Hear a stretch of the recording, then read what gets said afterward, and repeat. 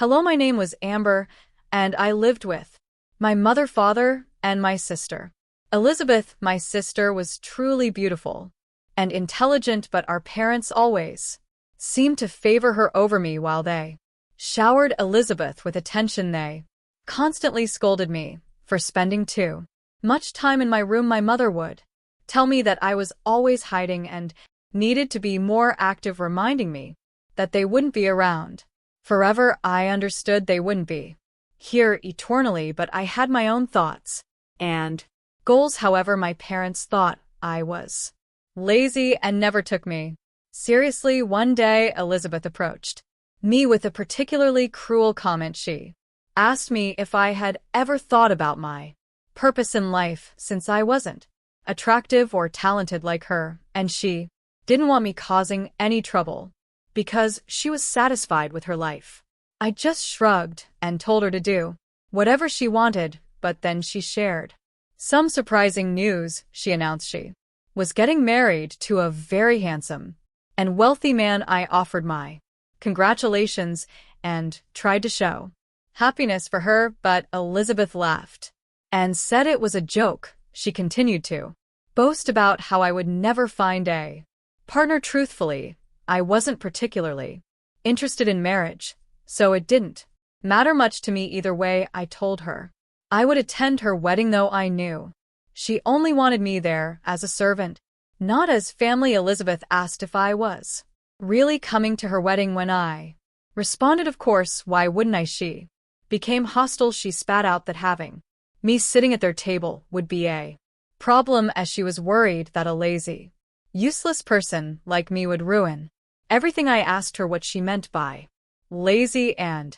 useless. Elizabeth coldly explained that it meant exactly what it sounded like: someone who couldn't do anything important, completely worthless. I asked her why she was being so cruel, telling her that I had always wished for her happiness and just wanted to be present for her special day. She angrily retorted that she didn't need my fake blessings, telling me to stay away and not show up at their table. My sister truly didn't want me participating in the wedding as family. She kept repeating this, and even our mother and father agreed, calling me lazy and useless, saying I shouldn't be there at that moment. I felt it wasn't right for a family member not to on the wedding day. While I was wearing my dress, my parents confronted me. They shouted, demanding to know what I was doing there, reminding me they had told me not to come to their table, saying they didn't want people seeing me next to them. The commotion brought Elizabeth over. She was furious, asking why I was there and reminding me she had told me to stay in the kitchen and not cause problems. I explained that it would seem strange for me, her sister, not to attend, and that I wanted to support her on this important day in her life. She accused me of always complicating things, saying her fiancé's family should know about me. With a heavy heart, I told her that even if she disliked me, I was still her sister and thought I might be able to help, but if she didn't want me there, I would leave. I concluded by asking her once again why she had to be so cruel. Elizabeth cruelly smiled and said I would surely ruin everything, that having a lazy, useless person in the family would destroy her wedding. My parents joined in her laughter, making it clear they had all planned this together. Hurt and rejected, I felt a deep sadness wash over me as I faced their unified determination. Elizabeth shouted at me to get out, calling me lazy with unveiled anger. I realized there was no point in arguing with them anymore. With a heavy heart, I decided to leave, fighting back tears. I apologized and said I would go. As I said goodbye, they laughed, pointing at me and continuing their mockery. As I tried to contain my frustration, someone called out to me. A voice called me Miss Am. Why, it's good to see our CEO here. Elizabeth asked in confusion why someone useless like me was called a CEO. To my own surprise, her fiancé turned out to be Joseph, one of my best employees. Confused, I asked Joseph why he was dressed that way. Joseph replied that He was the one getting married, asking if I hadn't known. Elizabeth exclaimed in complete confusion, demanding to know how I knew her fiancé. Joseph, she questioned why he was calling me a CEO. Joseph explained that I was the CEO of his company. Elizabeth cried out in shock, unable to believe that I could be a president. Joseph asked me what my relationship was with Elizabeth. The first told him she was my sister.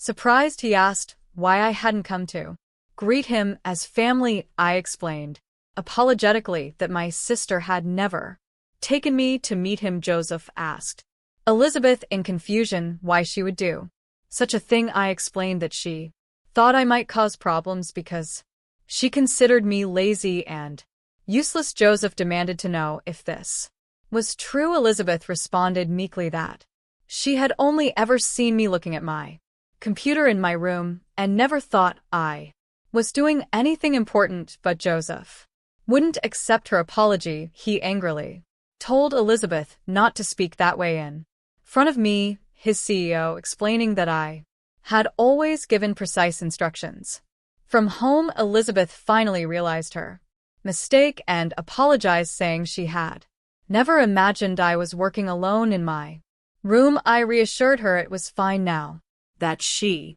understood. I announced I would leave.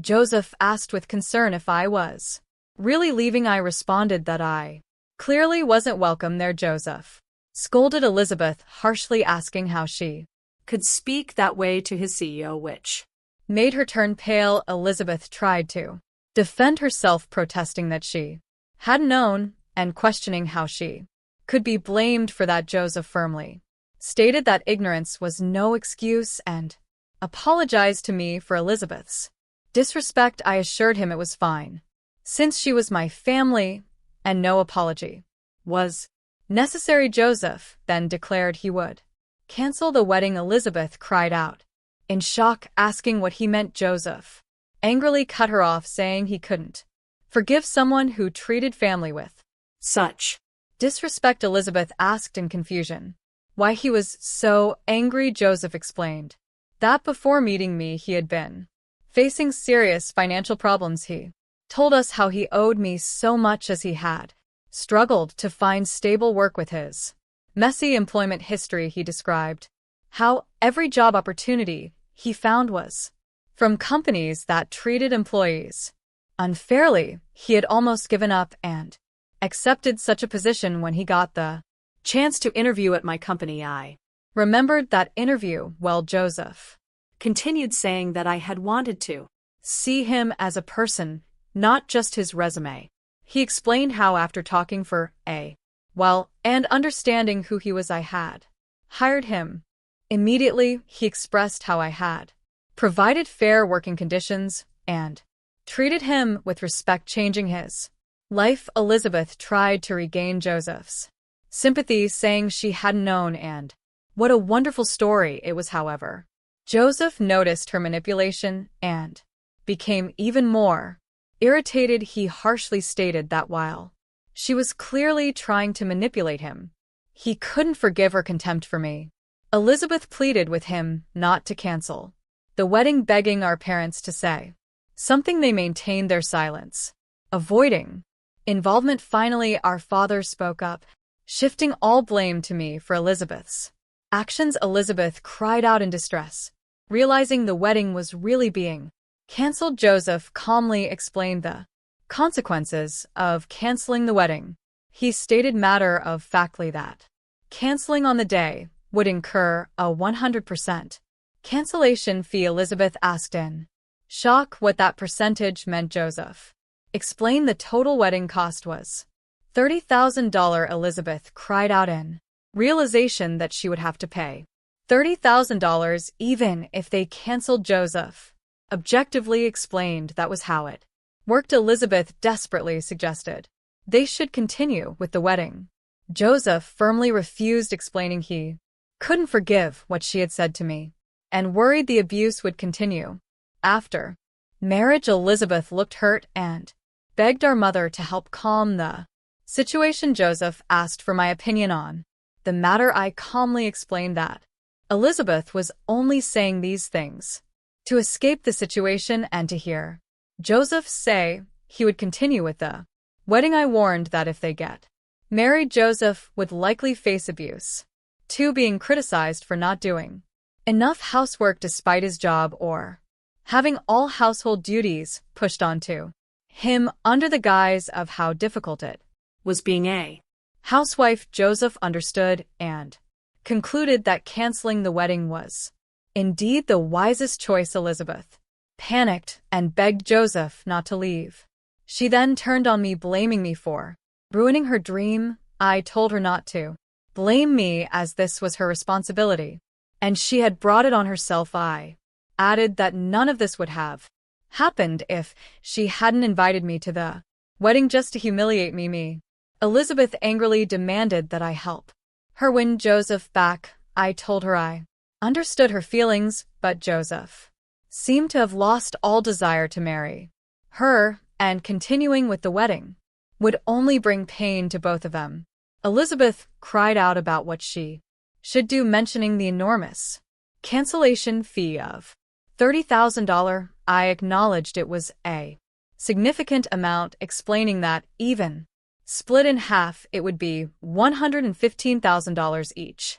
And if Elizabeth was deemed responsible for the cancellation, she might have to pay the full amount. I pointed out that while that was one possibility, she didn't have any other choice, as she had brought this on herself. Elizabeth protested that she had only said some harsh words, questioning if that was worth canceling a wedding over. She turned to our parents, begging them to say something. Suddenly our parents became extremely friendly toward me. Our mother exclaimed in surprise about me being a CEO. She added that she was very proud of me, clearly counting on my financial success. Our father concluded by claiming he had always believed in me, calling me a true entrepreneur since childhood, and saying he would trust me more from now on. I scoffed at their sudden change of heart. They too had verbally abused me in the past, so I had no intention of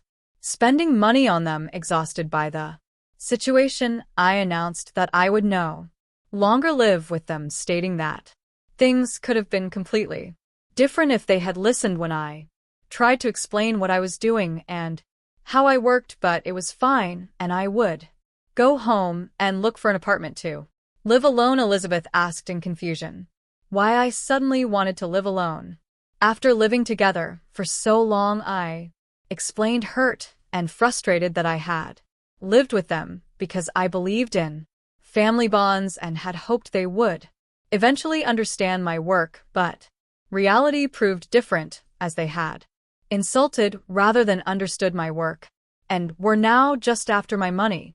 Elizabeth tried to repair our relationship, apologizing and promising to treat me better, begging me not to leave. I firmly refused, stating I could no longer live with them, as their current attitude was clearly only because they had learned about my money. Despite my refusal, our parents persisted and wouldn't accept my choice. Dad shocked everyone by suggesting they kick Elizabeth out so that I would live with them. Elizabeth protested in shock and hurt, asking him what he was saying. He exploded with disappointment in Elizabeth, telling her to be quiet and saying he had been foolish to expect anything from her, preferring to live with me instead. When I witnessed him abandoning Elizabeth so easily, I could not bear such cruelty within our family.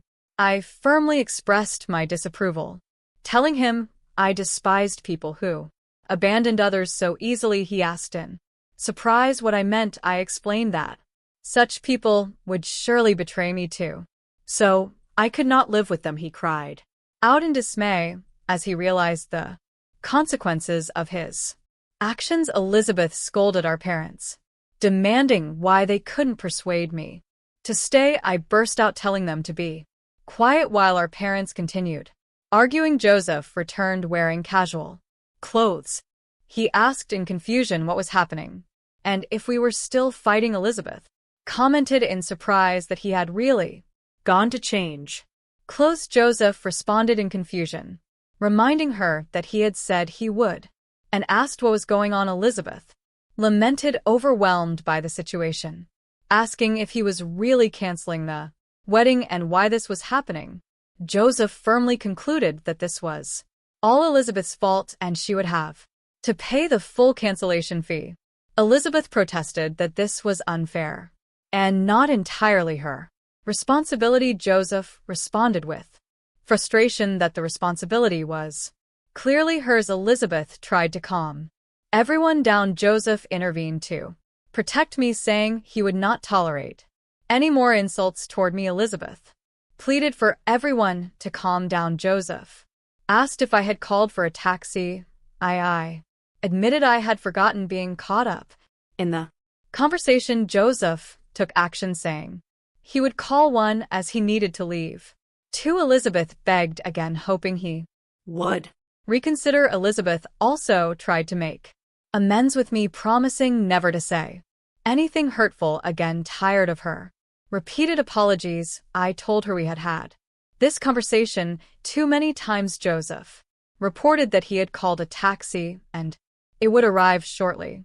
I said I would wait outside after changing my clothes. Elizabeth called after me, hoping for a chance at reconciliation. I firmly stated there was nothing more to discuss. My mother pleaded, saying both she and my father were asking, and without me they would have to rely on Elizabeth's money. My father pointed out that Elizabeth would have to pay the cancellation fee and might run out of money, making a comfortable life impossible.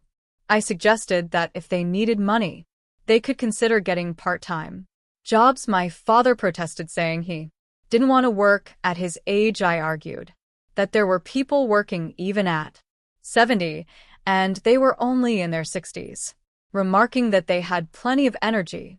When it came to criticizing me, my father complained that it wasn't about that, asking how they could work when their bodies felt too heavy to move. My mother agreed with him, saying it was absolutely impossible. I declared firmly that this was the end, telling them not to speak to me anymore while I changed, and announcing that I would pack my bags and stay at a hotel, as I had no intention of being involved with them for a while. My sister and parents desperately begged me not to leave, pleading with me not to abandon them, but I didn't stop ignoring their pleas. I quickly changed and left the scene. I took a taxi home, gathered my belongings, and headed to a hotel. There I searched for an apartment and quickly signed a lease. Since then, I have cut off all contact with my family as a result of the wedding cancellation. Elizabeth had to pay the $330,000 fee, and my parents were so angry they removed me from their inheritance. In the end, Elizabeth borrowed money to avoid running out of funds, and she had to work 2 part-time jobs to cover the expenses. Meanwhile, I focused on expanding my company, increased my income, and lived happily, free from my family's harassment. My family had always criticized me for not going out to have fun like other women my age, but I always knew what I was aiming for. Neither my sister nor my parents thought I could move forward. Even before I started working, they looked down on me terribly when I was working in my room, but I knew that if I had followed the path most people chose and accepted an ordinary job, I wouldn't have achieved the life I wanted. When I was just studying, I wasn't valued, and in their minds, I was just a useless, lazy person. I spent most of my time studying in my room instead of wasting time like other women my age, going to parties, dating men with no future, becoming pregnant, and turning into housewives, or being used just because I was a woman and doing whatever I was told. But now it's different. I pursued my dreams and became a successful woman. I don't intend to turn my back on my parents and sister, but they need to experience some hardships to learn to value life more and start respecting me for who I am. I watch over their lives from afar, and if they are in trouble, I intend to help, because I know not everyone thinks the same way, and I have a compassionate heart deep down.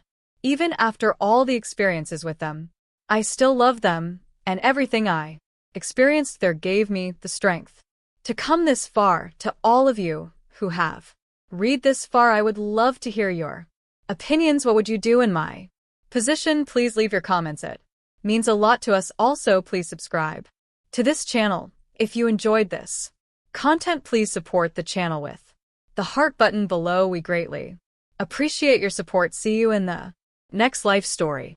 Please feel free to comment below if you like this article. Remember to like and subscribers for more.